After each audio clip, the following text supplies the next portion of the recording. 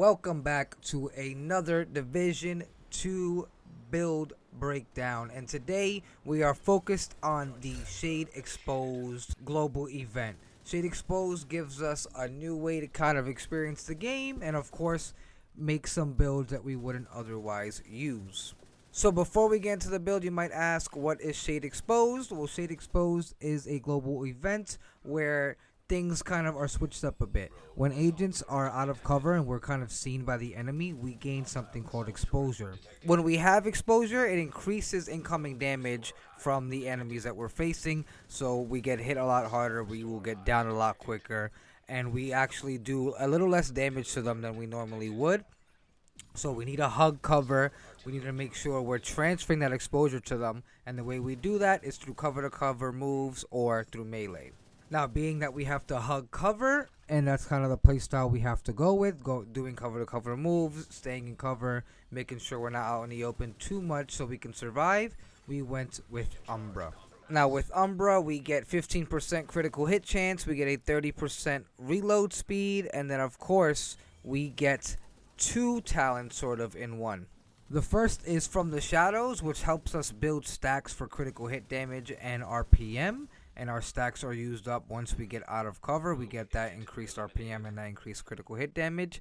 And while we are out of cover, we are building stacks for the talent Into the Light, which will give us armor regen when we jump back into cover. So the gear set kind of requires us hug cover for a bit, get out, use our stacks. When we get some damage put in, we're hugging cover again. We're kind of back and forth, in and out of cover, which is perfectly what we're going to need for this global event. Now, I'm using the 4-piece, the mask, the chest piece, the holster, and the gloves.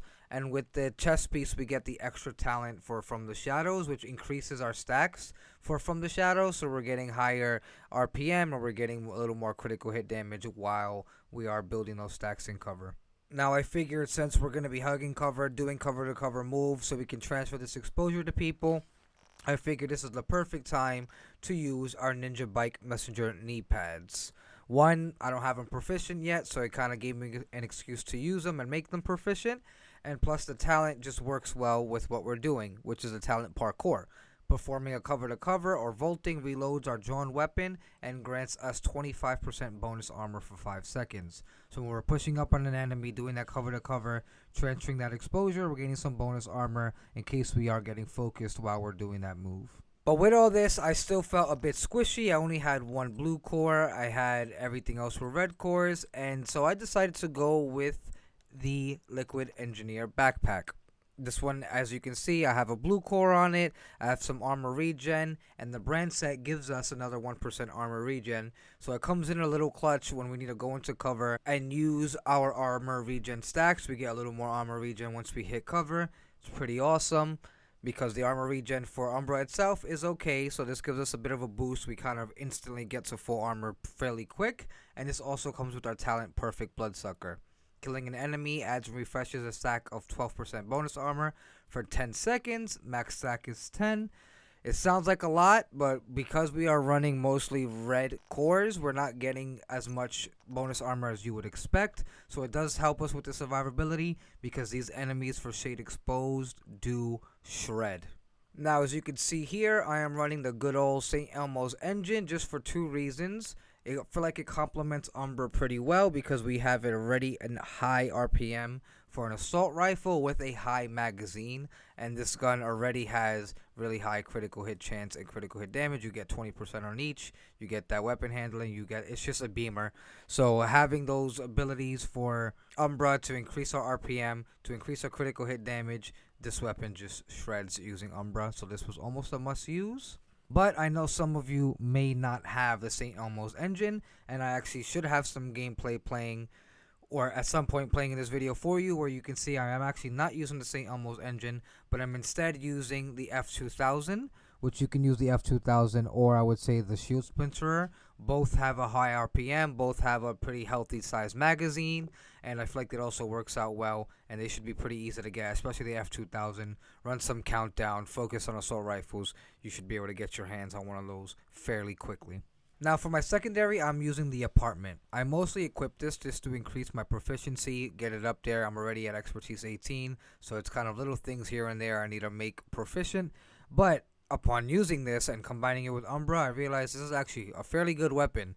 You get our talent perfectly measured. The top half of the magazine has a 20% rate of fire and a negative 27% weapon damage, and the bottom half has a negative 20% rate of fire and 33% total weapon damage. So you get in high RPM and you kind of lose some weapon damage for the RPM, but with Umbra, it's sort of balancing things out in a way. You're getting some more critical hit damage, you're increasing RPM, so it does make the weapon feel pretty good. But after this, we go off to our skills. And of course, as you can see, I am using the Defender drone. Well, before let's get to that, sidearm, honestly, you can use anything. I usually have anything I need to make proficient, or if not, I have the backup boomstick just because it's a hard-hitting sidearm. But yeah, sidearm, anything. But for our skills, we are using the Defender drone, mostly because I have mine on expertise 15 already, so I get an extra 15% damage reduction. And plus, it just helps with the survivability when I need to rotate. Maybe I need to do a cover-to-cover move and I'm getting heavily focused. Maybe I'm doing a cover-to-cover move and I'm getting heavily focused. And so it just helps out. Anyone who knows this game or plays just most likely uses the Defender drone for a good chunk of their builds. Now, to go with that, I'm also using the Banshee Pulse. Helps me kind of create a bit of a stun. It even helps me engage fights whenever I have a lot of people kind of clumped up together. I'll just stun everyone, obliterate everyone in that moment just because I have a very strong weapon. I have a high RPM, high magazine size. So it's a good way to start fights, and it's also a good way to kind of get my rotation, stun the person that's in a position that maybe I need, eliminate them, and then take that position for myself. But lastly, we move on to our specialization, which if you watch my videos, you may know I just mostly end up going with Gunner just for that armor on kill.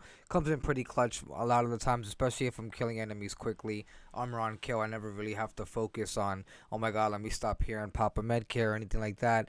As long as I'm eliminating enemies, I'm getting my armor back, even if I'm taking damage. But one other specialization that I've noticed worked really well was the firewall. So maybe you might swap out that Banshee Pulse for your shield, and you can rock the Crusader shield or the other shield where you can have your specialization out. And with that, you get increased shield health, increased shield armor regen, kind of buffs up your shield a bit. And plus, you even get an extra 30% armor during cover-to-cover moves, which is pretty awesome. But at the same time, the bonus armor you get for cover-to-cover is so temporary, I don't really think it's that significant. To be honest, like I said, I only use it to make the knee pads proficient. I would probably swap them out.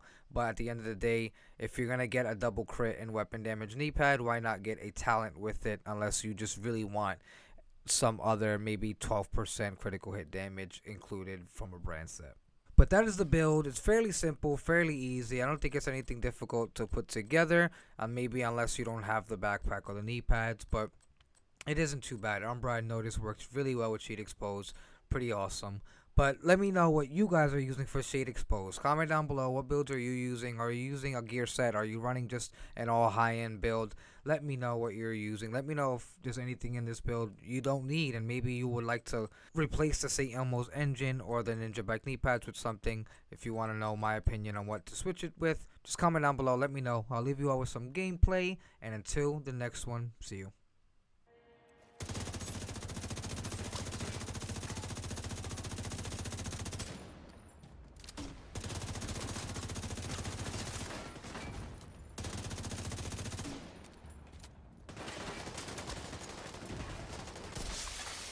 Reinforcements incoming.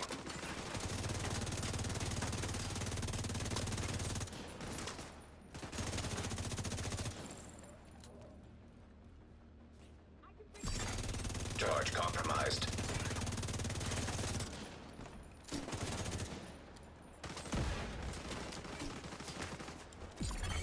Charge transfer activated.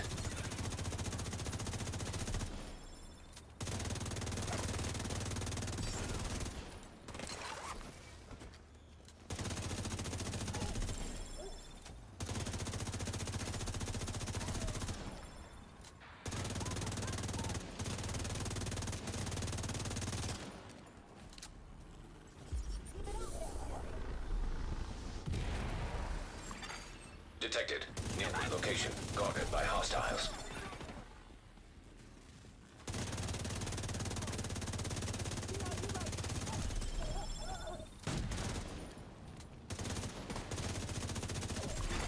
Heavily armored hostile detected.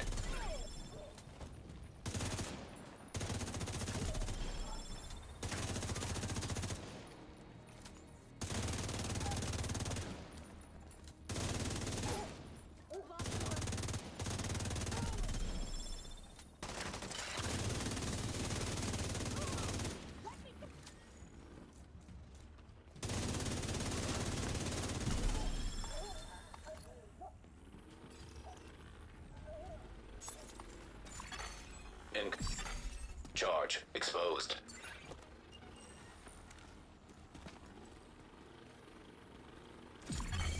Activated charge transfer.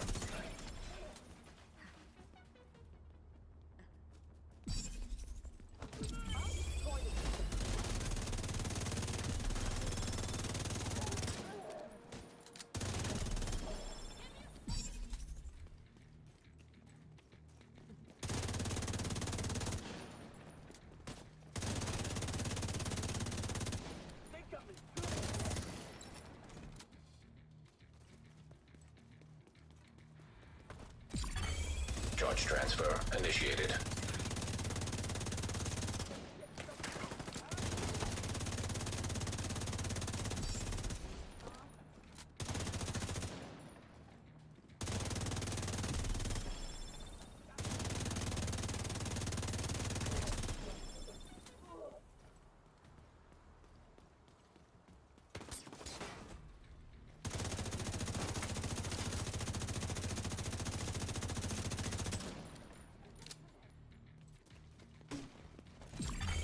Charge transfer activated.